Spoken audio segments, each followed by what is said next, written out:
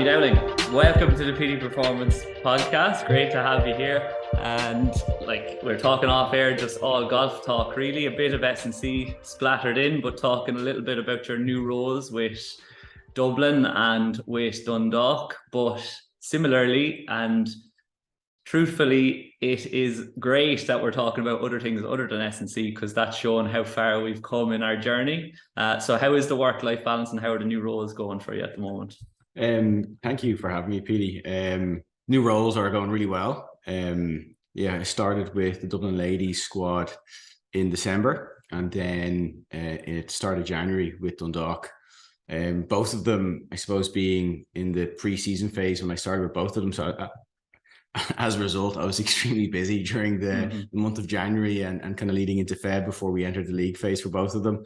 There were two really exciting opportunities when they kind of came up and presented. I couldn't find a reason to say no. I thankfully had the support of my wife, which is the main reason I'm able to do both of them. Because I suppose she understands how much I love coaching, and it was an opportunity for me to get back involved into full-time coaching, which I hadn't done since the start of lockdown, really.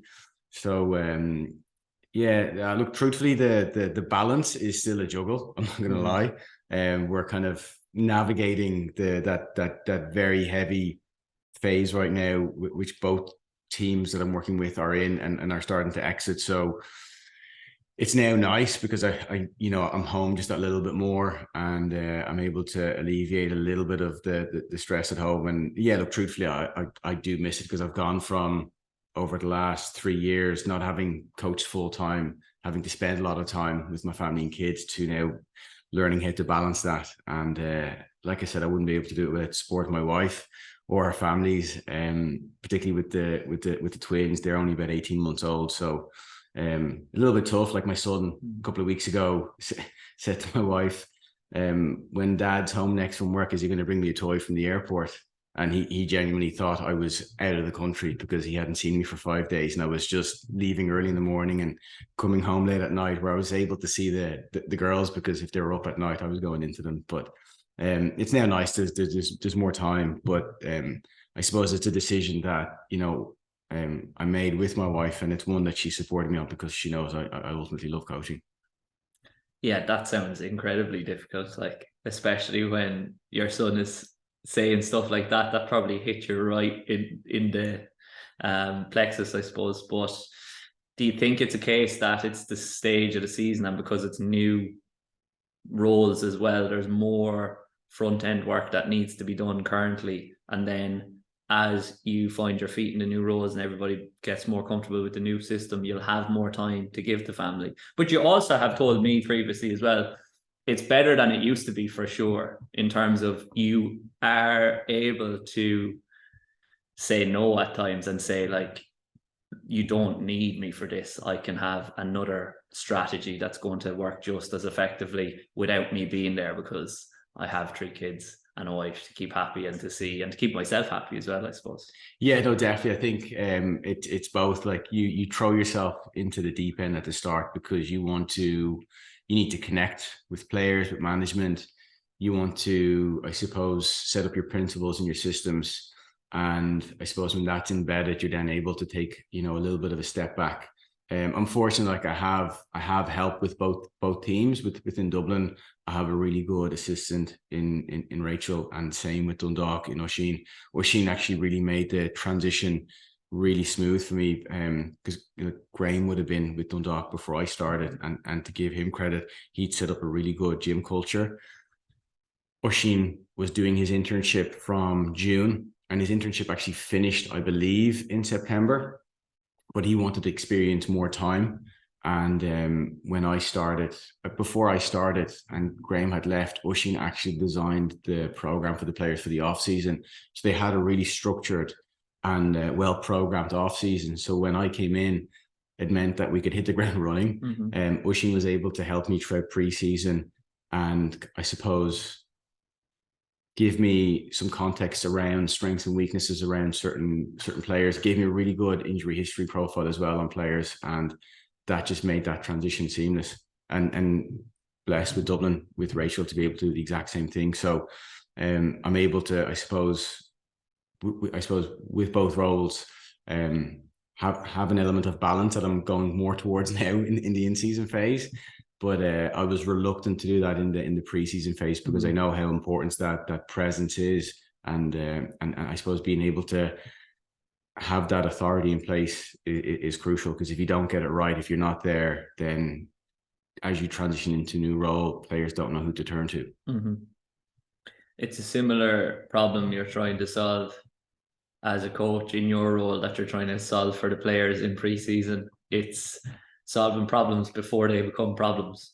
Yeah. And not that that's weighing on the negative all the time. Obviously, you're trying to optimize the performance of the players and your performance as a coach, but the less problems and the less drawbacks or negatives impacted on you, the better you're able to perform. And that goes for anything in life. So that's what you're managing. You're getting more organized and you're working on the things that need to be worked on, so that when problems do essentially arise, there's minimal amount of them and you're able to address them straight away.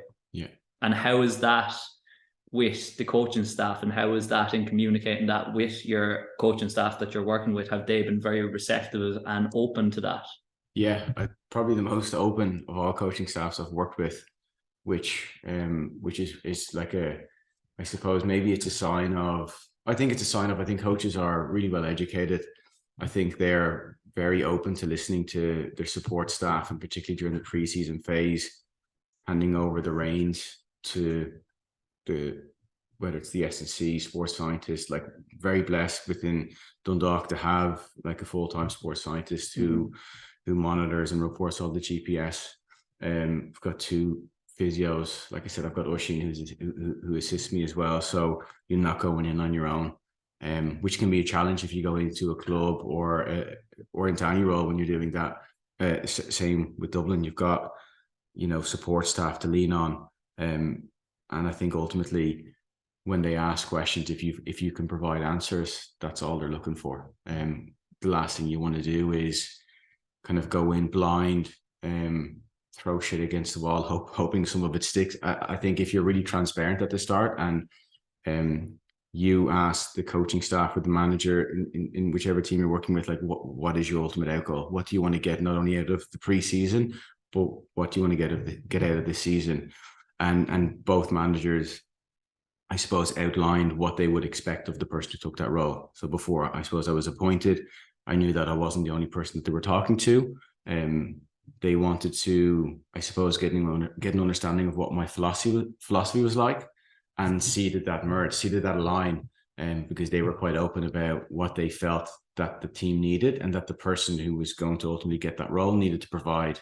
And I'm fortunate enough to be the person that got the role with both teams, and definitely the philosophies look like they merged and they've aligned, and there's really nice open dialogue and communication which happens on a daily basis. And I think that's changed over the last couple of years, where maybe previously conversations would just happen at training or after training. There's dialogue going back and forth throughout the week, and I think that's important.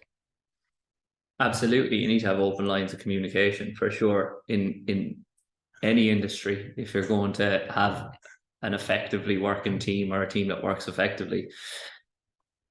But you've touched on there, obviously they have been speaking to other people about the role, and you were speaking to the couple of them and seeing if the role would fit you, and you said like it seemed like a right fit earlier on. So what were the key questions you asked yourself to determine whether you were going to be a right fit for the setup, but also the setup was going to be a right fit for you? The main thing I was trying to, I suppose, initially with anyone I'm trying to get my head around is what was the training structure that they previously operated under. Working back from game day, okay, so we know this is the day that the game takes place, what happens in the preceding days leading into the game, and then ultimately what kind of performance profiling took place, and were the managers aware of that profiling? Were they aware of certain areas that players needed to work on? What did they believe the areas that the players needed to work on, as well as what was the information that they were provided with? And that kind of gives me a little bit of shape and understanding around where their philosophy lies, and if that philosophy can be aligned.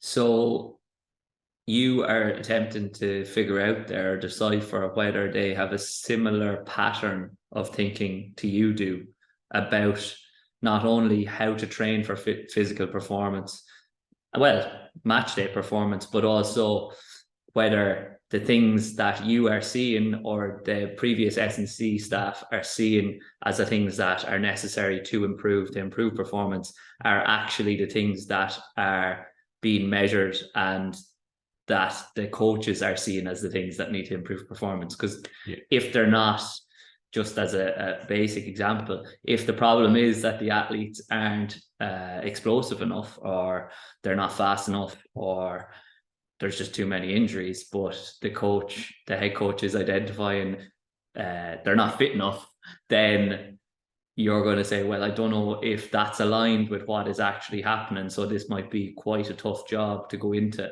Yeah. So maybe not even like necessarily a tough job. I want to be able to see like where exactly do I fit in and how can I impact? Mm-hmm. So how much time am I able to have to be able to provide an impact? And like I said, both teams, I'm very fortunate. I'm getting like more time now to work and coach players. I think because of that shared philosophy, or that aligned philosophy. And I wouldn't have said yes to every team that I've I suppose worked with. Mm-hmm. And more often than not, that's what it just comes down to. It's that, look, I don't think this is going to work out, because in terms of what you're looking for, the level of access that I need isn't present at the moment, and it doesn't sound like there's buy-in to get that. And that's okay as well. Like I can't, like, I think every manager or head coach has their challenges, and it's not an easy role. It's not one I would ever take up. And they have a vision and they have a philosophy, and that's ultimately what they stick to. And if it's something that you can work with, then that's great. And if it's not, that's also okay.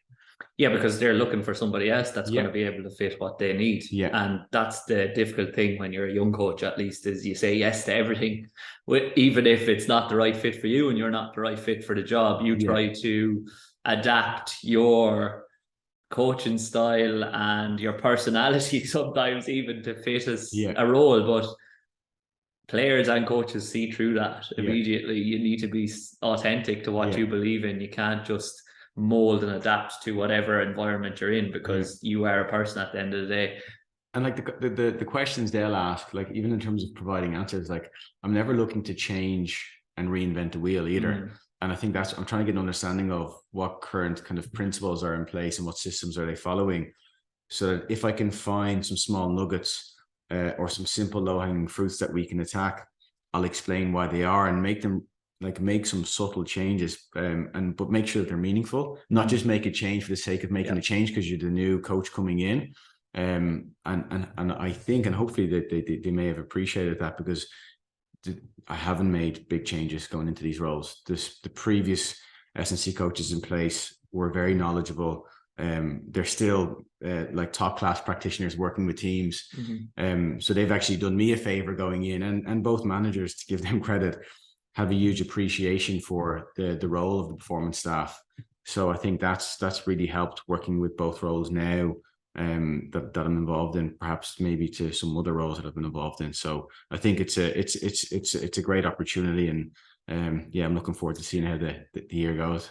Do you know what's probably made that easier as well, and what is fantastic, is that both assistants were also in place with the previous S&C coach. So it's not like there's been wholesale changes, as you've said. Like, it was fantastic experience for Oisín to go and do the off-season program, and it helped you and it helped him. He also knew the players a little bit better, so he's able to provide more information for you coming in. And then likewise with Rachel as well. Like, she's, as you said, the perfect assistant that you could have, because she knows all the players individually and she has the information that you don't when you went in. Is there something that you look for immediately when you consult with those assistants in relation to how they are going to fit into working with you, or how you're going to work together? And is there questions that you ask in relation to finding out whether you guys are going to work well together? Oh, good question. I suppose, like, off the bat, I'm just looking to get to know them, like just to get to know them. Ultimately, if we're going to work together, we have to get on. like outside of even coaching philosophies, is just being able to have some kind of simple conversations. But then when it comes down to, I suppose, the nuts and bolts of it, with both of them, I simply just asked them, because both of them were running the off-season program, just asked them like questions behind rationale for why they programmed what they did. And once I got to see that, and both of them, to give them credit, we're looking for, I suppose, constructive feedback as to what I would have changed. And I said I wouldn't have changed a single thing in either programs, because they ticked all the boxes. There's many ways to skin a cat.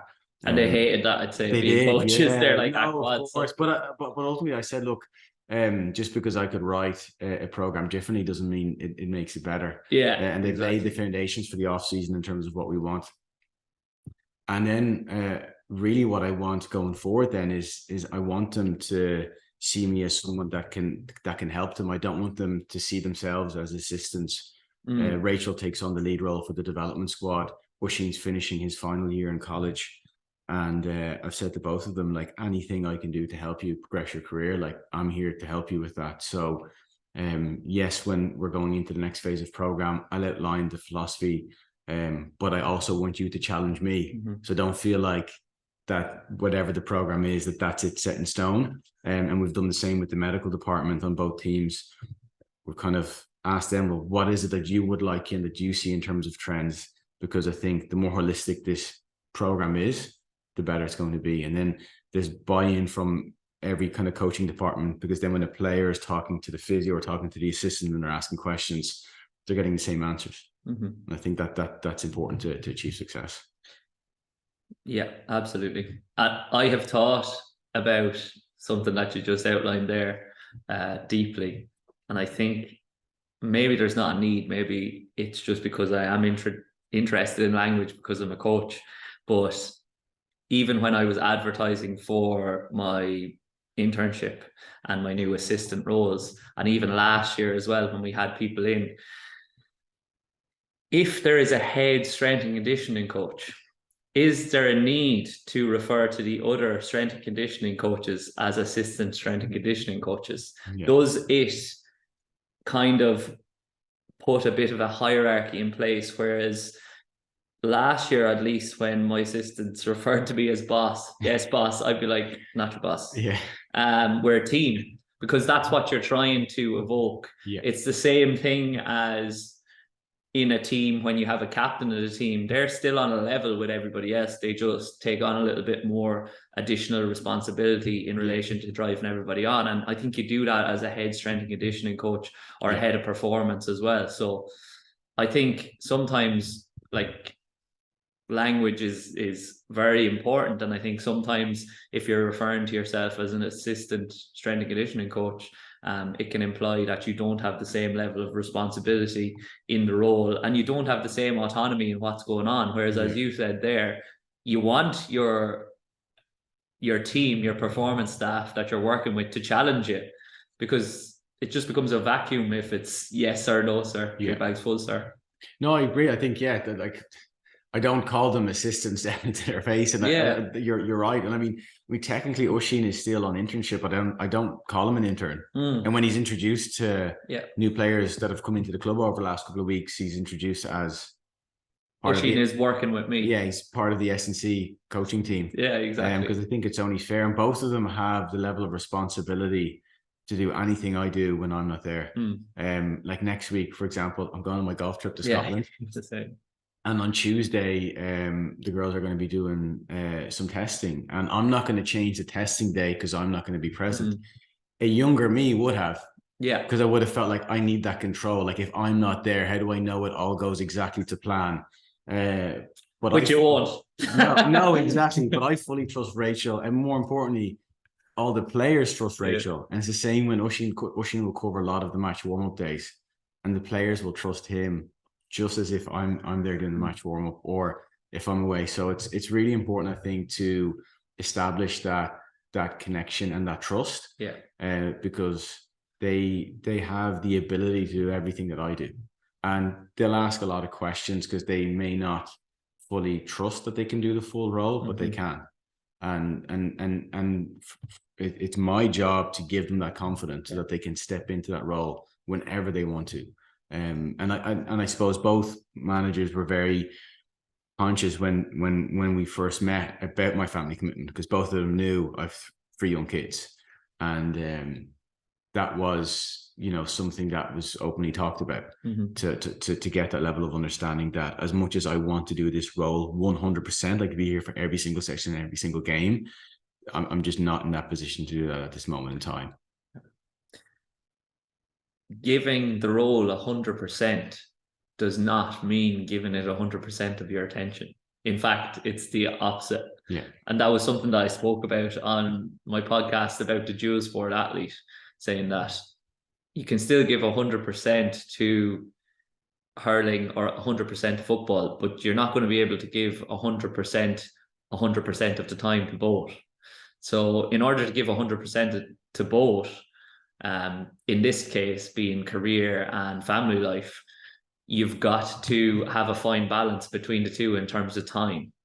And also giving 100% to both of those will feed the other one, because there's such different things that it will refill your cup to be able to step away from the career, switch off from it and stop thinking about it. Whereas in the past, I definitely would have thought, like, if I'm not working, it's not advantageous to me. Nothing good is coming from it.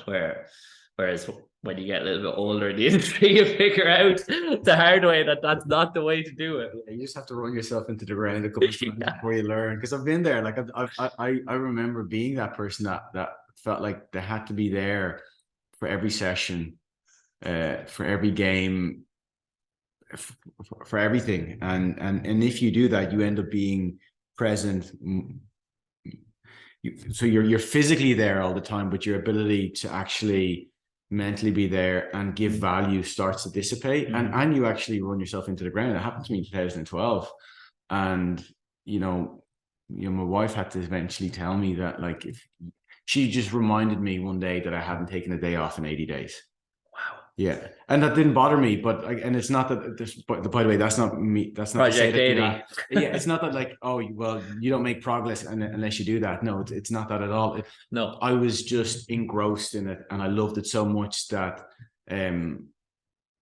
that's eventually what happened. And it was because I was getting more colds than what I normally would. I was actually losing some weight, so things were happening physically that I didn't recognize myself.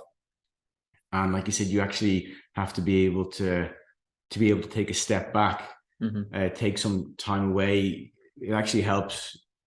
It give you the ability to contribute more, and you don't physically have to be present all the time. And look, that also just comes down to a level of transparency and understanding of what the management expect of you, or what the manager expects of you.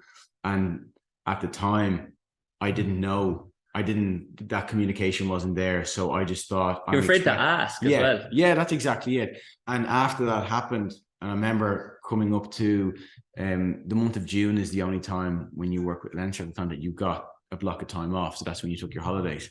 And I felt so bad going up to Pat, who was the Dublin manager at the time, saying, look, like, is it okay if I go on holidays with my wife? Because it's the only time I get off. And I was willing to cancel the holiday and, like, I suppose, deal with it at home. But he was like, no, of course, like, that's your only time. I understand it. And it's a good job. He said, no, of course. Yeah. But 3 kids now, and still have a wife. Yeah. and that was before she was my wife, to be fair. So she stuck it out. But, and you'll get some grief from players, but they do it jokingly. And it's just about just not taking it to heart. I mean, ultimately, they understand that, we all need to refill our cup, and if we don't, we're no use. Yeah.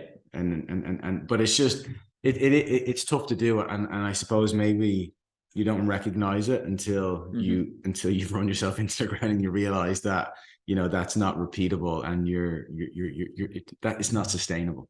Absolutely. And it's important to note, when I said wow as well, it wasn't like a wow in terms of great job, man, because we're not. Yeah.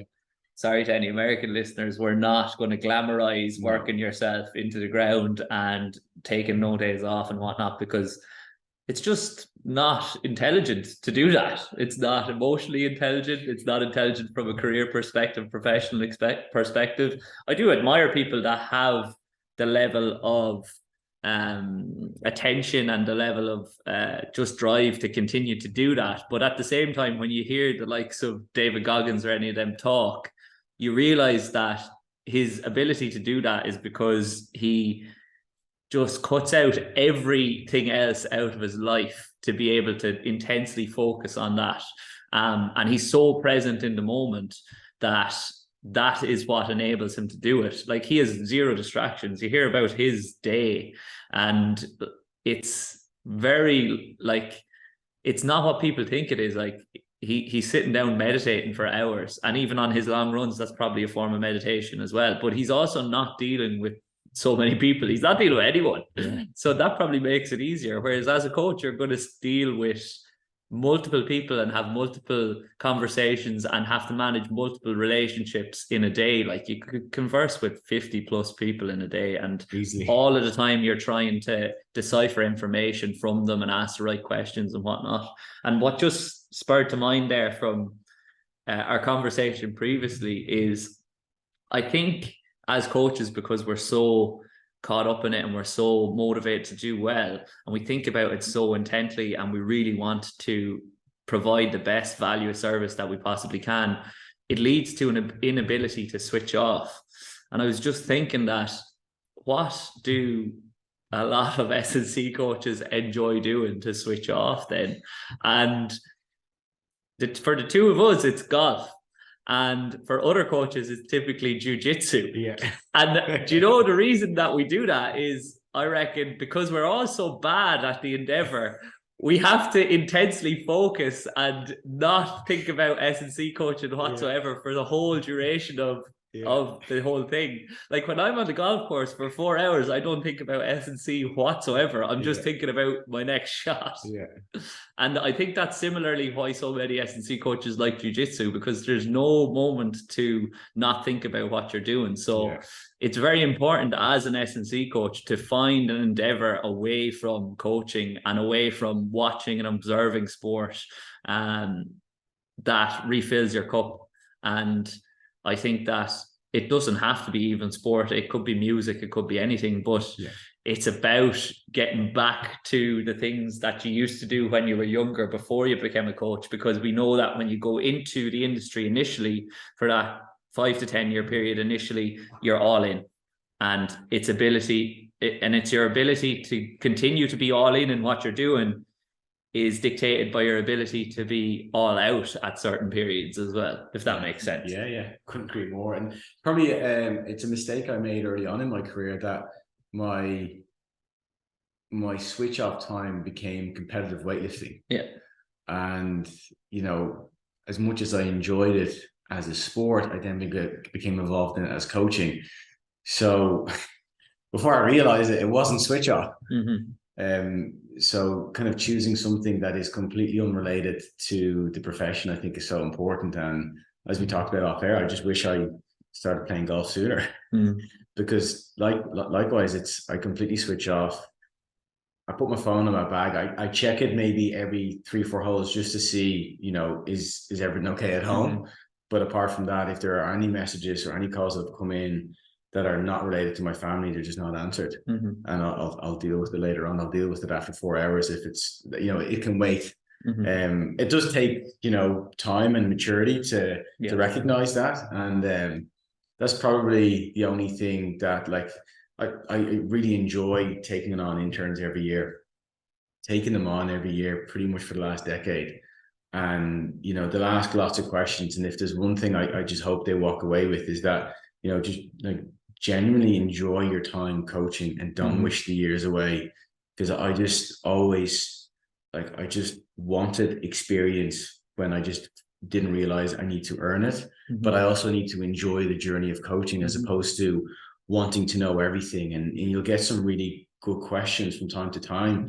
But ultimately, when a student asks you, like, how can I know more about what I don't know?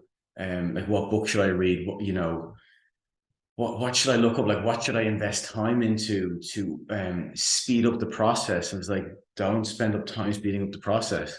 Just enjoy the journey. Don't think too much about where you want to be in 5 and 10 years time. which is something I was obsessed about when I was younger. And like, I'd love to go back in time, smack that guy in the face, and just say, look, just enjoy this, enjoy who you're coaching with. Don't crave more coaching time. Don't say yes to everything. Soak up and reflect with what you're doing right now, and that will be worth more than trying to gain that experience, because that'll just come with time, and it takes time. So like you just touched on there, like you've been in the industry for quite a long time and you've worked with really successful teams down through the years, but it seems like your own personal development in both professional and outside of it has continued nice and steadily throughout that, other than a few minor blips. But with all the teams that you've worked with, I thought it'd be an interesting question to ask you. What were the lessons that you've learned over the short periods of your career? Or an even harder question, if you were to split your career to date up into chapters, what would the title of the chapters be? That's a good one. The early stage was probably you're thrown in the deep end and you're looking to see, it's sink or swim.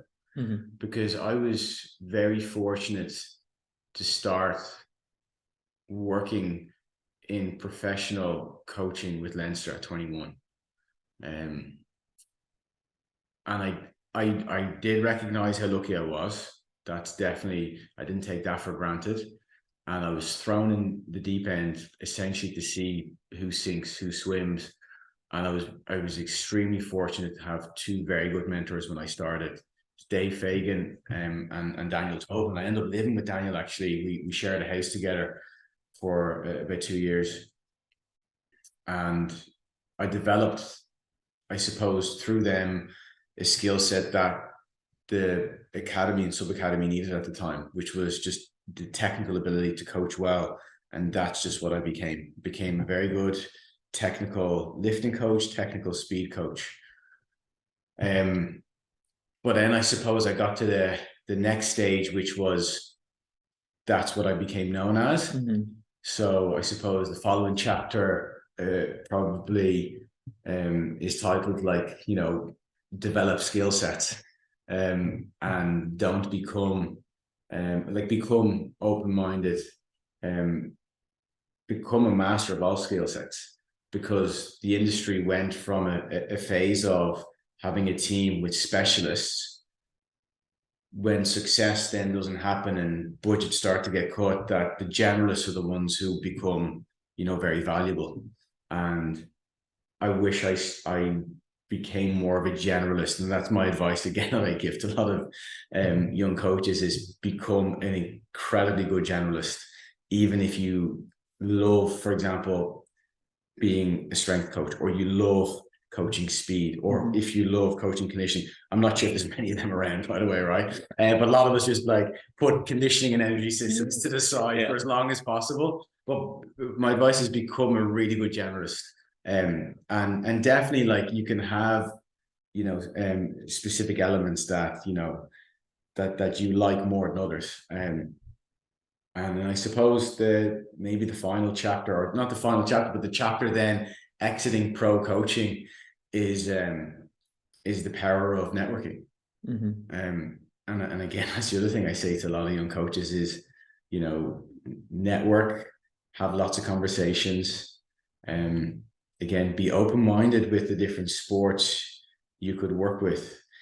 There was one intern I had once, and it was so frustrating. I had a small coaching role available for him to work with a local GAA club, and he turned around and he said, "No, I have no interest working in GAA." And I said, "Why?" He goes, "I'm only interested in working in professional rugby." I said, "Okay, you're very much limiting yourself there, because there's only 4 professional teams in Ireland." And I said, I've done pretty well working in GAA, and I said, it's actually really enjoyable. You'll enjoy it an awful lot more than what you think you will. And he turned it down, and he's exited the industry now.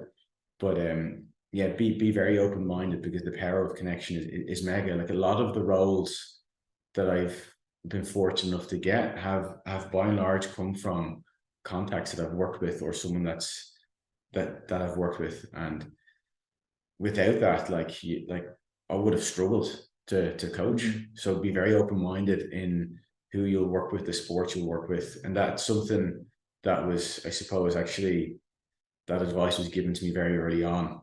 It's like, be very open-minded, have diversity, and I really enjoy that. I really enjoy having worked in a couple of different sports, because I think what you'll learn from other coaches with skill sets is possibly more valuable than what you'll learn from other S&C coaches. What's the chapter plan for the coming next chapter? For the first time, I'm really open-minded, and I'm not thinking about the future. Great. It's my first time doing it. We went into lockdown, and like the S&C world got rocked, and my world got rocked.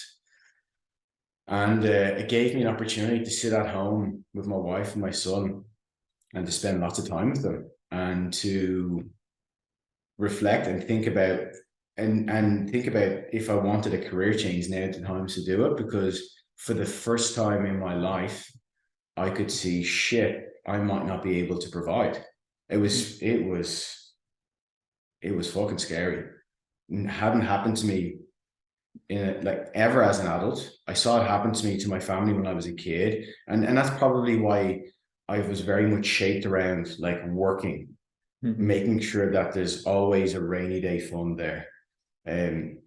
So when that kind of got rocked, there was an opportunity to kind of move out of structured coaching and more into management. So I did that for a year, but ultimately missed coaching. That's the nuts and bolts of it. Really enjoyed the 9 to 5 aspect, don't get me wrong. For the first couple of weeks, my son really struggled with me sitting at the dinner table. He couldn't get away with murder. He would, like, the first 2 nights, he's like, "What are you doing here?" Because I wouldn't have dinner with him. I'd have breakfast with him, but I wouldn't be home till late, right? And but it ended up, like, really enjoyed that aspect. And I really missed coaching.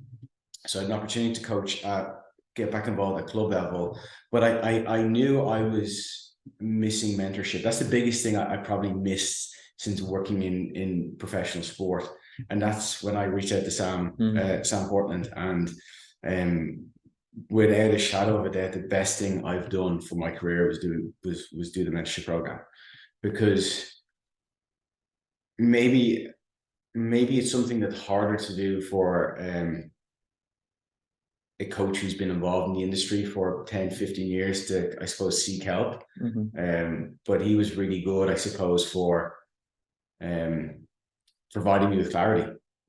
And not on the coaching side, it was completely on the personal side.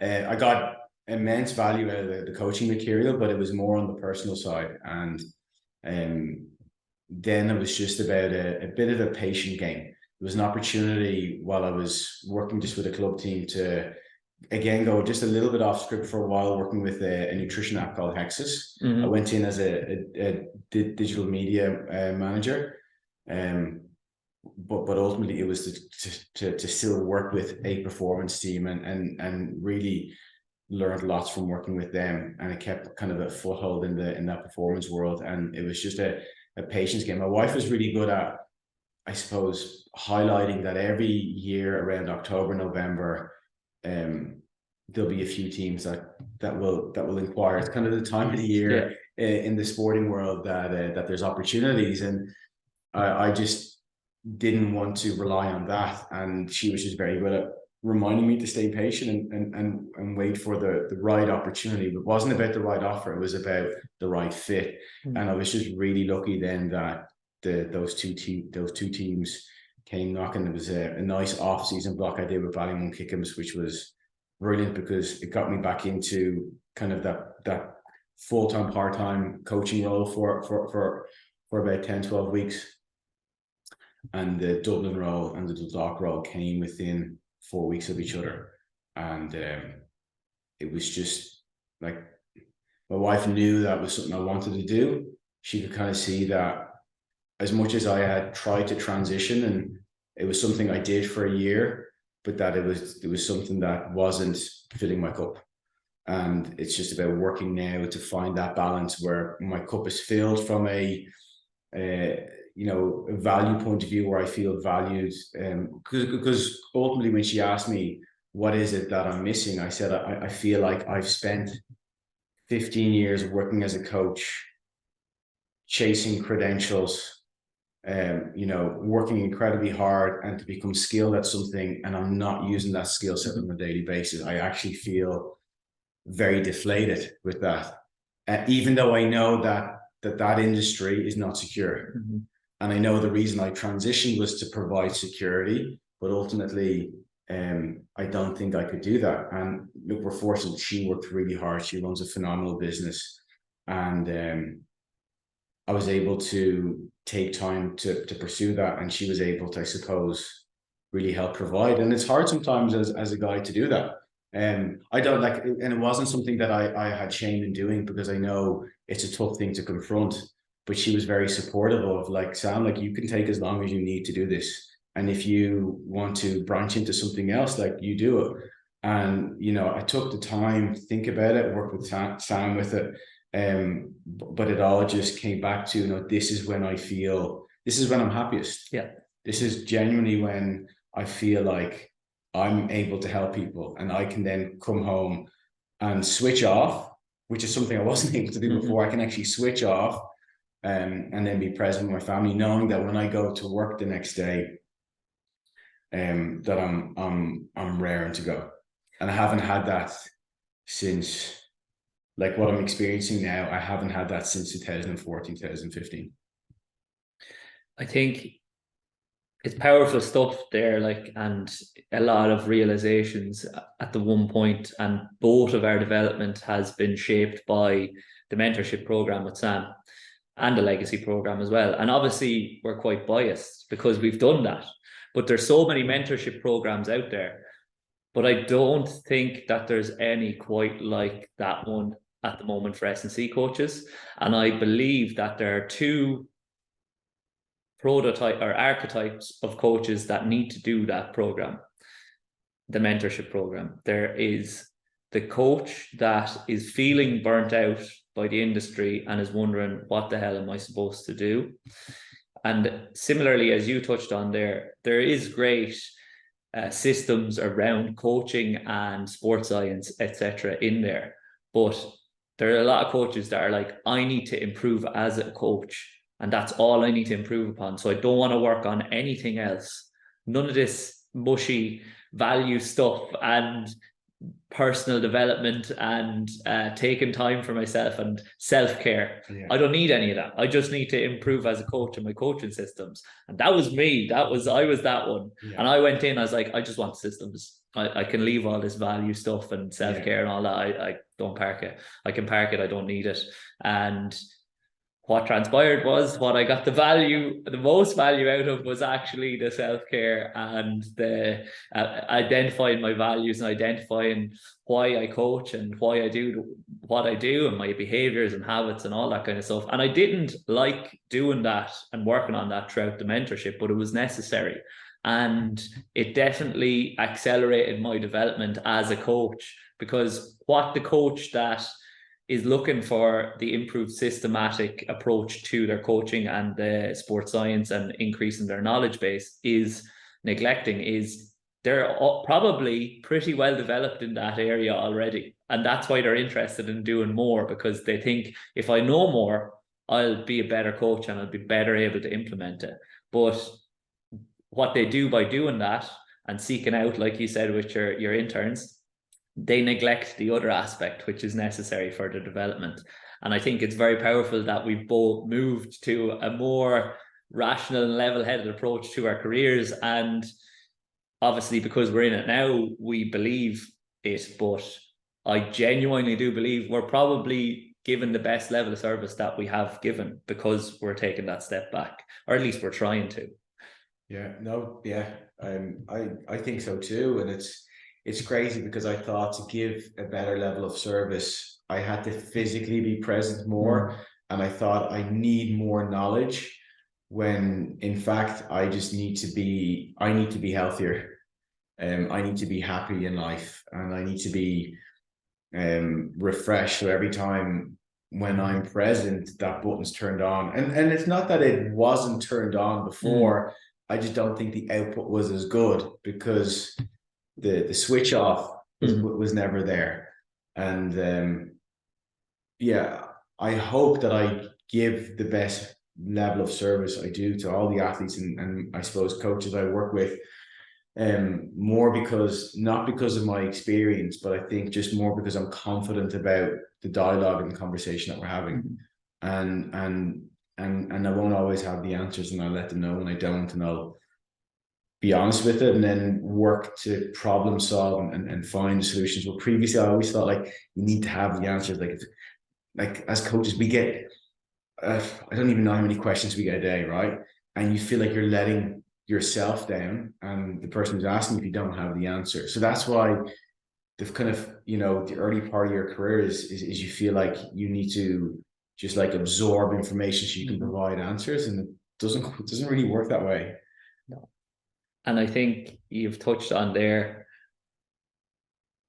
you were really enjoying the coaching, or you were missing it because you in the past had enjoyed it so much, and you only realized that you did enjoy it so much when it wasn't there.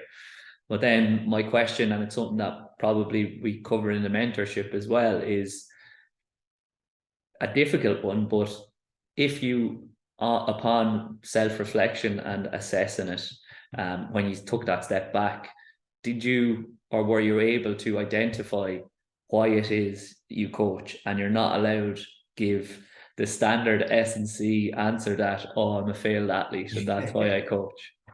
Yeah, the mentorship helped highlight why it is that I love coach, or so why it is that I love to coach and why it is that I love to help.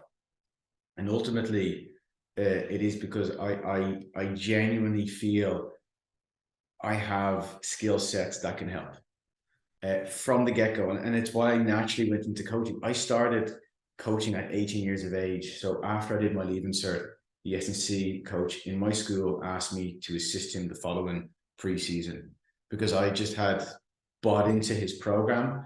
Look, it helped. He was my cousin. I loved lifting as a teenager. To my detriment, I wish I spent more time on the conditioning side of things. But when it came to training for strength, hypertrophy, speed and power, that was my jam. And as a result of having invested so much time in that as a teenager, I would have had players asking me, for tips and advice. And perhaps he just felt like, it'd be good to have you around. So ultimately, he's an extra set of eyes. He's the lead. I'm just there to help supervise. And when people ask questions, I always gave an answer. Even if I didn't know the answer, I gave an answer. And I just really enjoyed helping. And then over time, I suppose, I think I developed a good coaching eye.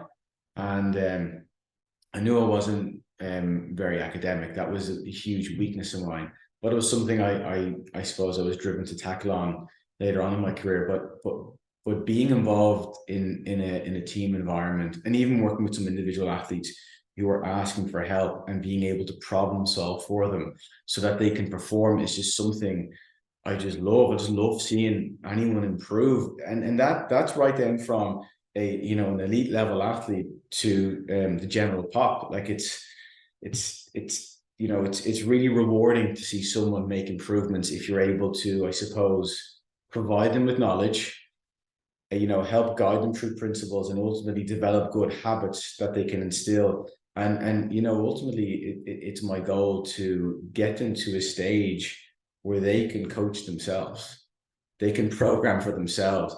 I used to get obsessed with spending so much time on programming, thinking it was about, exercise selection, sets and reps, thinking that that's where the detail was. And I suppose I needed to go through that journey to realize that that's not where the detail lies.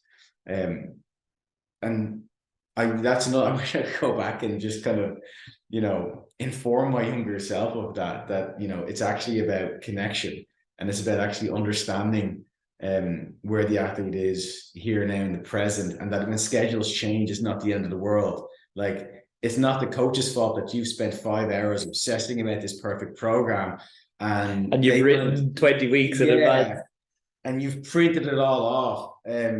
That's just life. And look, as a result, I really don't program more than 6 to 12 weeks in advance. And it's not about like the detail. That's the lesson you learned. It's, really it's about, what's the vision, and be kind of, I saw, I think it was Jeff Bezos from Amazon had that quote. It was on one of the documentaries I saw. And I think it was, be obsessed about the vision, but be flexible with the detail. And when I heard that, that really struck a chord with me. And it was like, okay, well, that's what my coaching philosophy has become. I'm very strong in my principles. And there's flexibility in the methods that we want to achieve. And really it's about, really understanding what is the outcome, what's the goal here, what are we trying to achieve here? When managers from both teams that I'm working with kind of present that, it's important for me to recognize that. Okay, perfect. Well, based on that, like, there's a couple of ways we can do this, and we discuss them. We see what aligns and what fits. Where I couldn't see the wood for the trees with that when I was younger. I didn't recognize that that's where you actually have the biggest impact. And it was funny. Oisin, he's brilliant. He wanted to see what's it like to coach in the Dublin Ladies team compared to what we do with Dundalk. He's just, as Gren, he's hungry for more knowledge. He's really hungry to see how does that change from setting to setting. So I said, well, look, come along and you'll be able to see. And I said, I want you, because he was asking me on the way, like, what do you change? What would you do here versus there? I said, well, how about this? How about you just watch the session and then you ask me afterwards? And then you can observe and then see, can you plug in the gaps? And it's quite interesting. He said, well, look, there's a huge difference here in numbers. When we're working with the players in Dundalk, we have a max of maybe 18 to 20 players in the room at the one time. With the ladies team, there's 35. And he was overwhelmed with that. And he felt like I couldn't manage a room like that. I said, of course you can. You can develop the skill set to do that. And then he said, yeah, what I noticed is that you very much pair certain players in different groups, and you have subtle conversations that you're not able to coach everyone, but you do it in a way where you definitely don't overcoach. And I said, that just takes time. I used to overcoach. So I was so bad as a young coach because I thought every rep has to be perfect. And look, as long as it's safe, that's ultimately, look, we don't accept, poor technique. But when you're working with large numbers, you've got to work with what you can. You can't create the perfect, scenario of, one coach to say 5 players. But what you can create is you can create more coaches in the room. That is very doable. And if you can achieve that amongst a culture within the squad, I think you're really winning. And it's not just from a coaching point of view. It drives really good. It drives strong culture, desire, diligence. And I think I said to him, that's just what I've learned I've had to do in this environment, because I don't have the luxury of having 5 or 6 S&C coaches.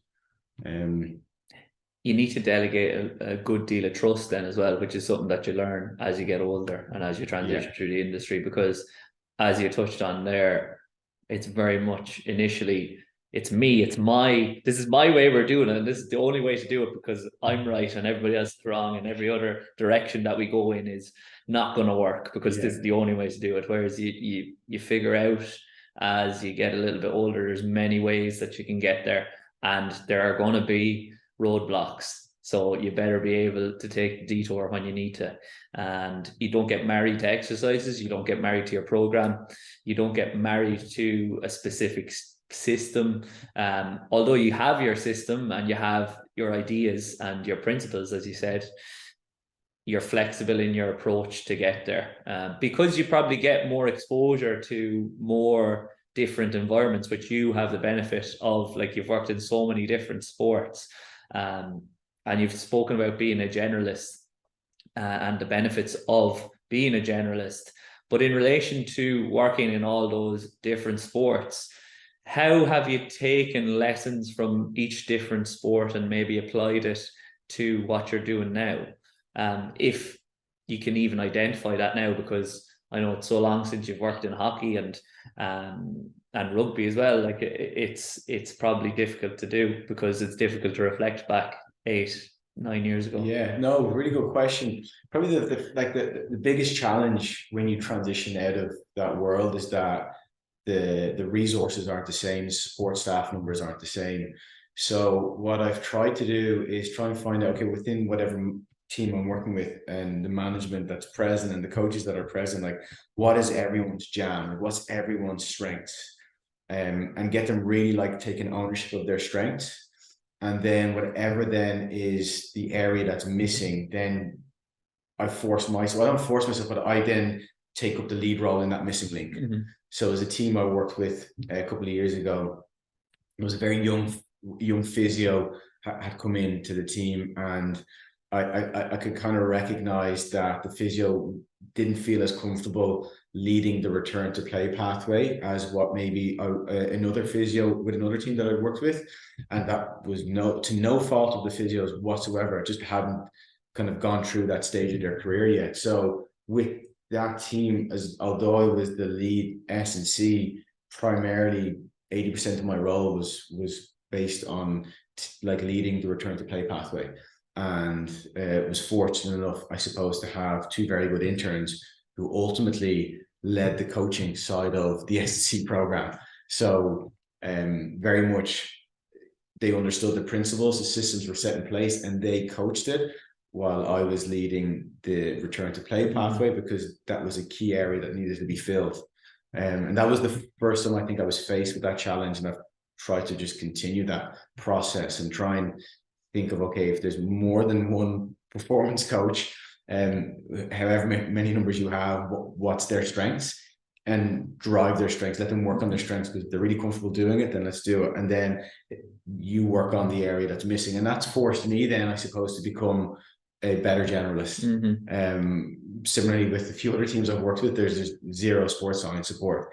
You don't have someone who is going to, I suppose, capture all of the GPS information that the coaches want in terms of, uploading the information, downloading the data, cropping it and interpreting it and providing reports. And I had zero background in doing it before doing it. So I just reached out to people who I know who had experience in doing it. My first port of call when I had to do that was to reach out to Peter Tierney. And I just asked him, can you train me up on with the absolute basics? And then when I recognized the time that was invested in that, and I had learned the basics, I then found, I suppose, an assistant that Pete and myself could train them up to do it. So I could just offload that. And again, like you said, delegate it. And that's what I've tried to do ever since. I think it's really tough, even in the club environment, to take on a lead role that covers everything from, performance coaching, S&C, sports science, return to play, and do that as one person. Like one man or woman cannot do that. So you need to try and figure out a way to develop a team in whatever shape or form you can. But like once you do that, you actually become less of a coach and you become more of a manager. Yeah. And it's to everybody's benefit. You're 100%. And even though the team that you're working with or the management might not initially see that. Yeah, and some of them may not like it because they feel like that should be a role that you need to be able to do. But there's just, when you kind of highlight that the hours aren't there for that, and then as a result, the service and the quality of the service isn't there for it. By and large, most of them do then buy into it. The challenge then there for me as a coach has been, like I said, I become less of a coach and more of a manager, and developing those skill sets are very different than coaching. And that's something that I didn't think I'd have as a younger coach, because I didn't think I wanted to as well.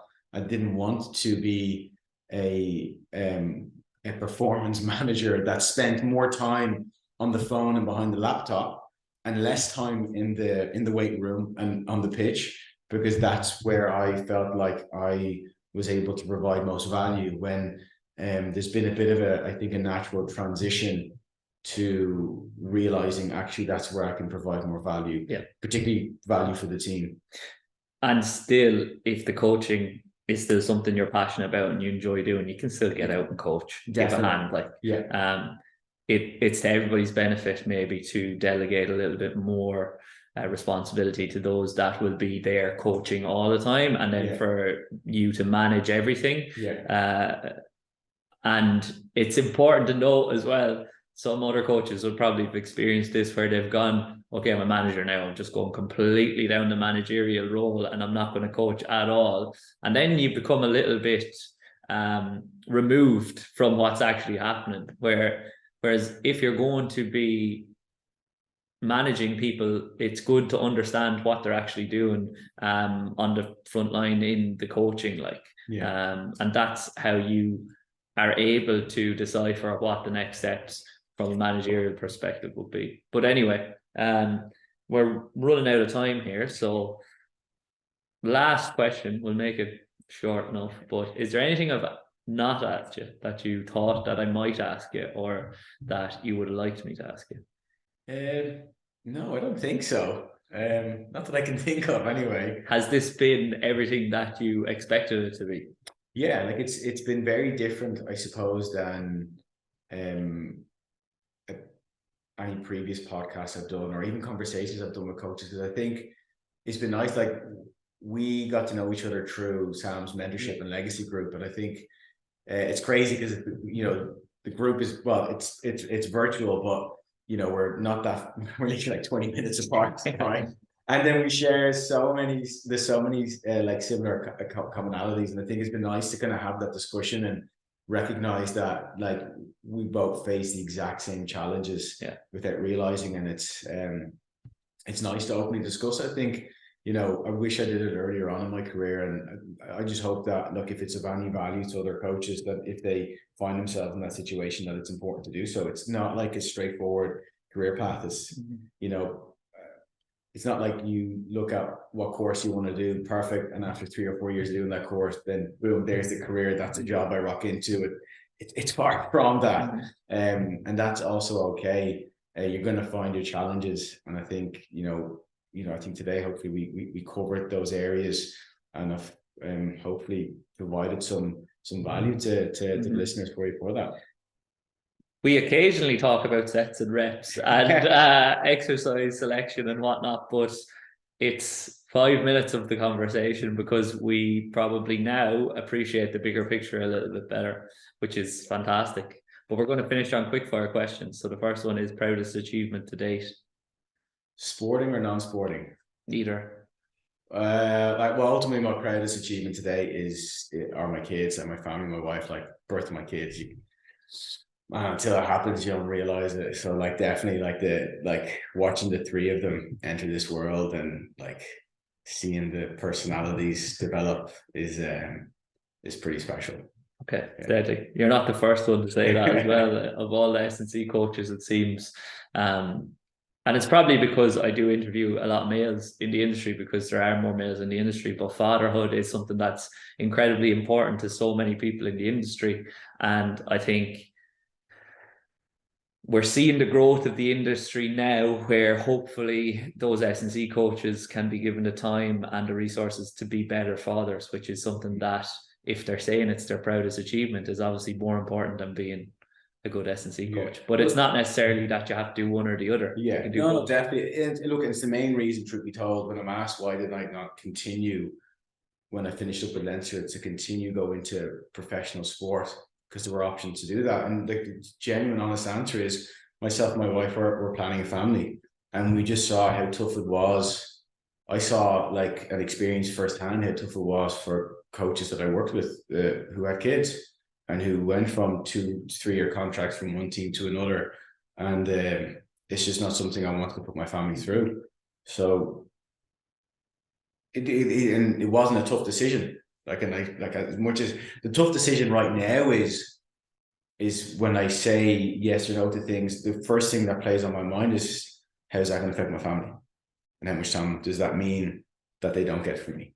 Which isn't an easy one, because it's, like I said, it's a balance between filling your cup. It's a healthy one, though. Yeah. Healthy first question. Like, yeah, it's a very important one. Yeah. And it's good that's your first question. Yeah. Next question isn't as significant, but favorite athlete of all time? So it's an easy one for me to give, and there's been many in every sport, and I'm delighted to see he's in the last 12 months received the recognition he deserves, which is Josh van der Fleer. I was fortunate enough to coach him from 18 years of age all the way through his academy system, and from the get-go you could see how driven he was, and ultimately, above all else, he's one of the nicest human beings you'll ever meet. And I was so frustrated in the previous Lions tour not to see him selected, and I've no problem going on record saying they would have won that tour if he was in the team. But he is world class. He has been world class for years, and hopefully he'll be world class for a long time.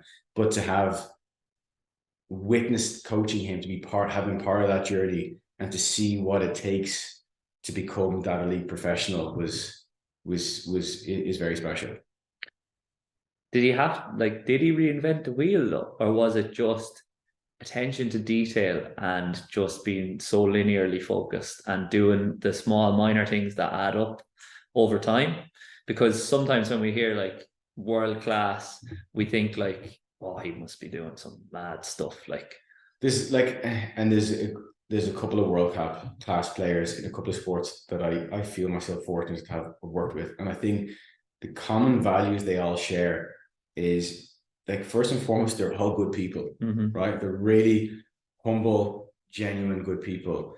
Number two, they are so driven in the pursuit of what they want to achieve. Incredibly driven, relentless. And then number three, they know exactly how to turn the push button on and off.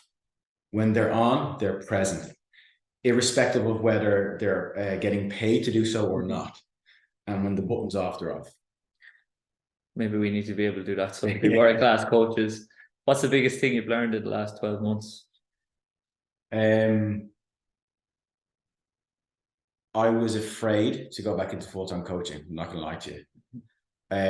First and foremost, I was afraid because I wasn't sure if I still had it in me, because I spent a bit of time outside of it. I questioned my ability, and Sam was very good at helping me with that. And I learned that it's okay to be afraid, and it's okay to seek for help. And the last 12 months, that definitely helped. So that's the biggest thing I've learned is that it's okay to be afraid that you're going to fail. But ultimately, once you're open about it and you seek help for it, you can overcome any obstacles that are in place. So you've covered a couple of these already, but what would you tell your 18-year-old self? Oh God. Oh, Sami. Enjoy the journey. Don't wish the years away. Don't want you to. I was obsessed with having very much written in stone what my next career choice was going to be, or where did I want it to end up. I was just thinking about, okay, so this is where I am now. So in 3-5 years time, this is where I should be. 3-5 years later, I should be there. And I just wanted to fast track that process so I could have the knowledge of what I would have in 5 years time. And I wish I could just go back and go, no, what you really need to do is you just need to enjoy what you're doing right now and learn to switch on and off from your job, because it's not your life, it's your job. And if you really learn to enjoy your job, you'll have it for a very, very long time. And it's don't obsess about the small details. As hard as that is. Yeah. Thanks a million, Sami. Great conversation as always. Appreciate it.